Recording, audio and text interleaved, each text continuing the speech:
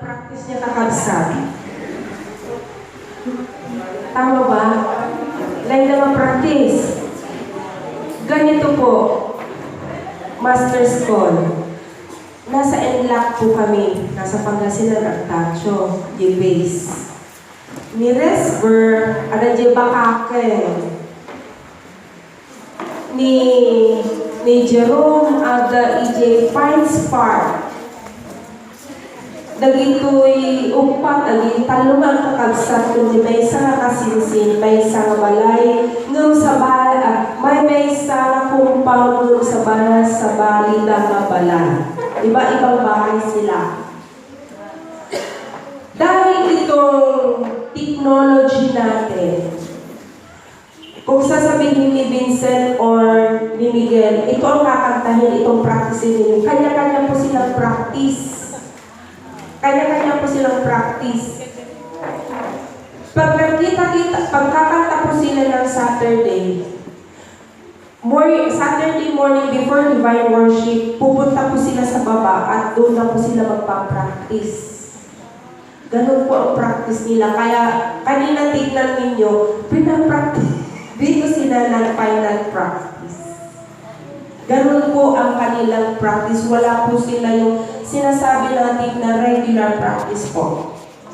Pero dahil sa mga talento na binigay ng Panginoon sa kanila, kaya sinabi ko, di ba, hindi naman magaganda yung boses nila kagaya ni Gladys na parang anghel. Pero maganda pa rin yung boses nila dahil ginagamit nila po ng tama. Mga bata, mga kabataan, pag ang boses po natin ay gagamitin po natin ng tama, the Lord and the angels will what? Give that right voice to you. Ganon po ang mga The Master's Call. Pastor Benji, kilala mo si Pastor Yuel Manlongat. Ito po yung eldest niya. Oh, di ba? At saka si Miss Rubilin Agsiwal. Ito po yung kanilang first child. Oh, di ba? Sila noon ay yung father mo, classmate ni Pastor. Batchmate niya, tapos classmate pa ni Uncle Vincent. You see? Tapos ngayon, magkakasama na sila. Yung tatlo po, magkakapatid. Si Diesel, si Jake, at saka si Miguel. First cousin po nila si Kenneth, itong pinakamaliit. At saka yung susunod po na maliit, ay pinsan din po. So, ibig sabihin, itong grupong ito ay mag-anak lang po. Paano yung base?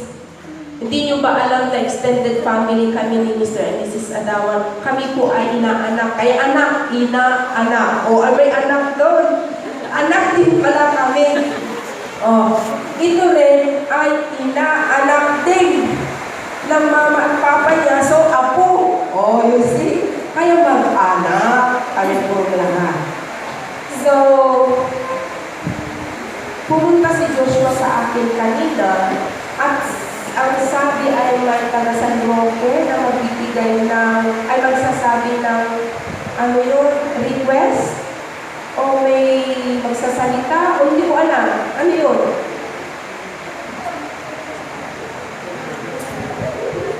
Ha?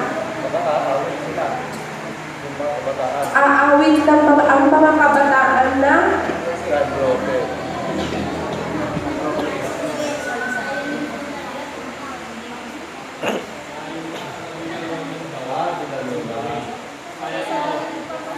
ano, on the way? On the way pa lang. Yun ang request. Dagdagan yung kanta. Ganun ang request pala. Master's Call, dagdagan daw yung kanta kasi ang iba ay kararating lang at yung iba ay on the way. On the way. On the way na po sila. Malapit na po siguro. So, medyo pahita-hina muna tayo na ron. Ano? Kasi sayang din kung dagdagan, actually marami po silang kanta. Ganito, meron pong mga taga Davao galing po ng Panabo, Davao, na pumunta sa Bukawan Church. Alam niyo yung Dan Smith, Philippine for Christ? Di ba nagkaroon din po tayo dito sa NLM, Philippine for Christ? Yung MPM po, nagkaroon ng Philippine for Christ under the banner of Elder Dan Smith. So, nag-import sila ng kanilang singers coming from Panabo. Pumunta ng Baguio. Yung mga kanyang tapo nila ay kanta po rin nila. Alam niyo yung kanta ng Gator? No, Gator singers. Kaso nga lang, parang naiingayan sila. Alam niyo po ang mga igurot. Sino po mga igurot dito? Wala. Ako lang. Pataas. Yan po, mga dugo po yan ng mga kwan. Si Elder Puli po yan ang original na igurot sinasabi. Kankanay, coming from Bisao Province. Alam niyo po ba, kwento muna tayo kasi on the way nga sila, on the way. Sayang. Kunting kwento lang about sa mga igurot. Alam niyo po ba ang mga igurot, sila po ay maahiyain. Ang karakteristik po ng mga igurot ay mga maahiyain po. At saka sensitive. Kung alam po ninyo, ang gusto nilang music ay country songs. Ano ba yung country songs? Bugbog ba o melo lang? Melo lang, di ba? About friendship. Pag mahilig ka kasi sa country song, ibig sabihin, yung mga tao, personality nila ay palakaibigan. At loving. Mahinhin sila sa pagpananalita. Hindi sila yung magagaslang. Ganun po ang ugali. Nung natutunan nila ng Gator, ganun din sila, pero bumalik yung igurot na dugo. Alam nyo, sabi nila, maingay. Ewan ko kung may dala ba kayong kanta na Gator? Gusto yung maingay? Wala. Yung kanta na Gator, meron kayo? Dito? Wala nang iba. Kasi on the way, andito na po? Oh, may dalawang tricycle pa. Oh, ang tricycle dito, apat dun sa loob, 3 sa backride, meron pa doon sa taas. Oh, 10 times 2, 20 pa yung darating. Oh, ano ngayon, Miguel? Paano? May kanta? Ilang kanta ang meron?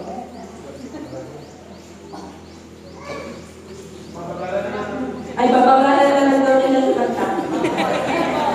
Actually, marami po silang kanta, sinasabi ko nga, pero ang kanta po nila noon ay yung mga Gator nga, pero hindi rin nila dala kasi kahit kami na nung narinig namin yung pagkanta ng mga taga-Davao ng Gator ay pagod, umuwi na po kami, pagod na pagod kami dahil nga doon sa instruments na gamit, di ba?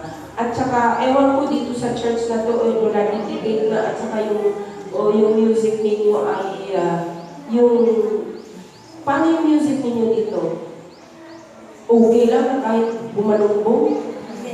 O, hindi no. O, di katulad din kayo ng mga igurot pala, hindi ayaw nila yung mga bumalungbong nakakanta. O, gusto natin yung talagang marami po sila kung gano'n. Marami po sila pero hindi po nila kakantahin yung dito. Isa lang kanta, yung pang-finales yun nila mamaya. Dadagdagan na lang daw nila ng 3 ulit. 3 plus yung finale. Oo. 3 kanta ulit plus ng finale. So, 4 na kanta ang maririnig yung dalawang tricycle, nakasakay sa tricycle